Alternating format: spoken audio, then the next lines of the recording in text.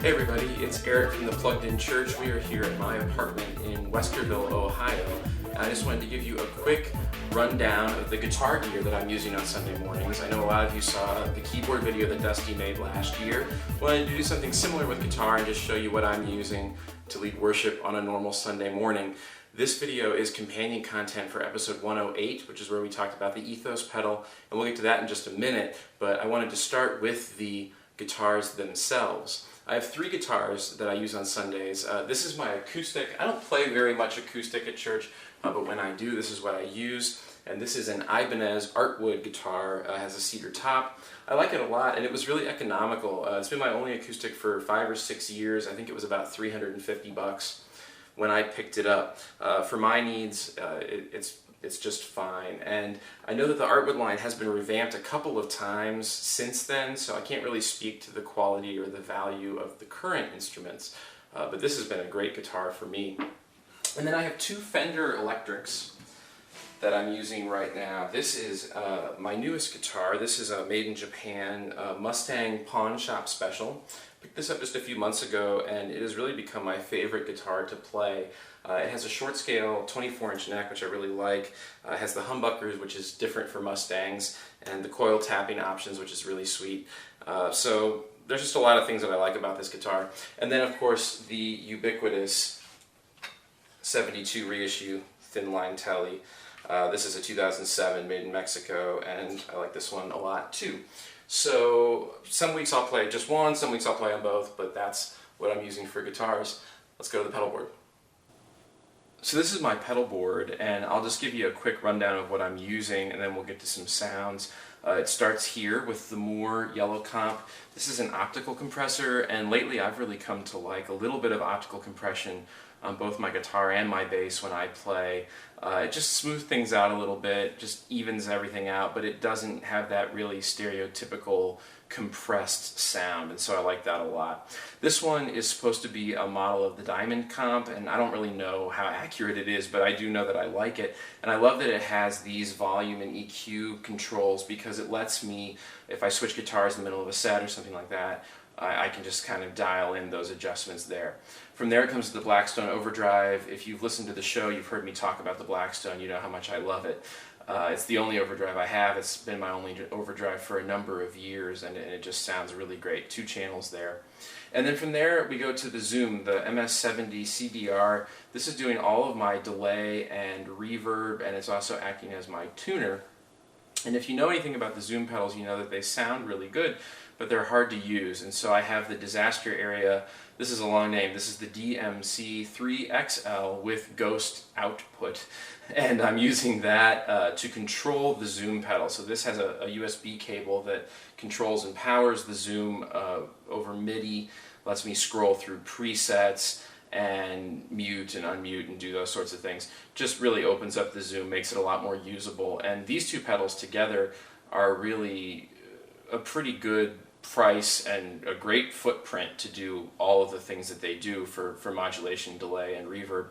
From there we go to the Ethos Clean, which is basically standing in right now as my amp. So I've used a number of direct-in solutions, and I've also used solid-state amps, tube amps, all kinds of things, and this is the thing that has really worked the best for me.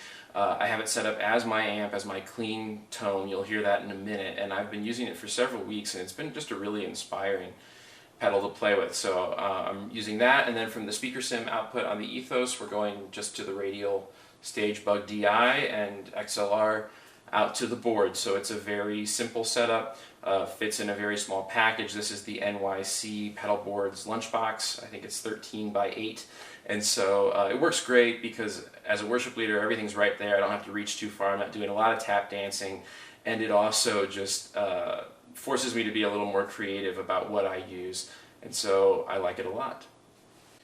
So my sort of bass tone that I'm using is the Ethos, the Moore Yellow Comp, and also a little bit of reverb from the Zoom, their HD Hall patch, which sounds really nice. It does use a lot of processing powers. If you want to run a bunch of effects on the Zoom, that might not be a good choice, but that's my kind of bass tone, and that sounds like this.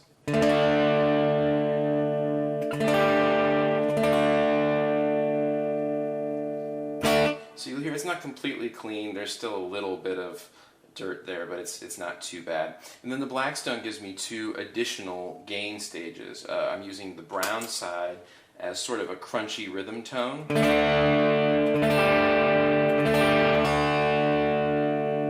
So it's not a huge difference in gain, but you can hear it, just tightens things up, brightens everything up a little bit. And then the red side of the Blackstone adds a lot more saturation. I'm using this mostly for leads or for just really heavy, chunky stuff.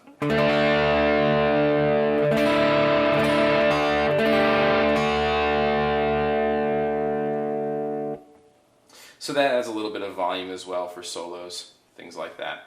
From there, I come over to the Zoom, and I really just have 3 main patches that I use on the Zoom, and then I just copy those patches with the proper tempos and save them in a string of presets each week for the set. The first one is what I call subtle eighths, and so it's just a little bit of an eighth note thing. And you just hear it trails off real quietly there.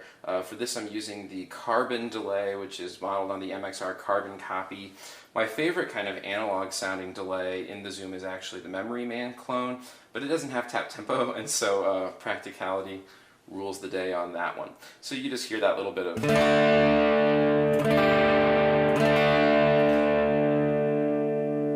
to thicken things up a little bit. It's really nice for that. The next one is the exact same patch with a lot more reverb. And I'll use this for like big ambient leads or for something where I need to kind of get a pad going underneath. Something like, say, In Christ Alone.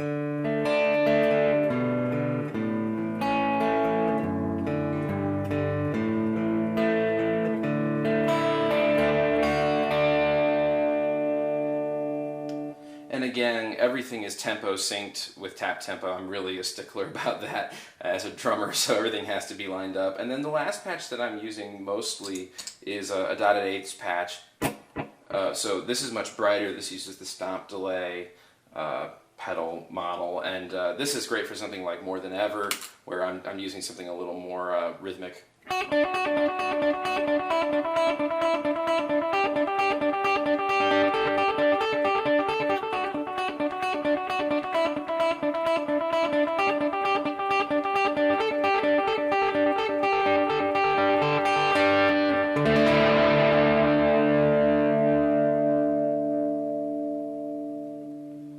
So that just gives you an idea of how I'm using all of this stuff. One thing that I forgot to mention is how I'm powering this board.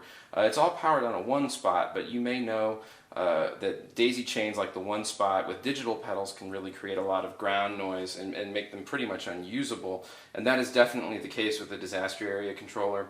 And so in this case I actually have 2 1-spot daisy chains that are cut to length. One is powering the 2 digital pedals, and then it's running through a godlike ground hound isolator, and the other is powering the 3 analog pedals on the isolated ground. And so that lets me keep everything nice and compact, because obviously there's no room for a full-size power supply on a board this size. So that's what I'm using. I hope it's helpful. Absolutely leave stuff in the comments or send us your own rigs and we'll include them on the show. And until next time, power to your church.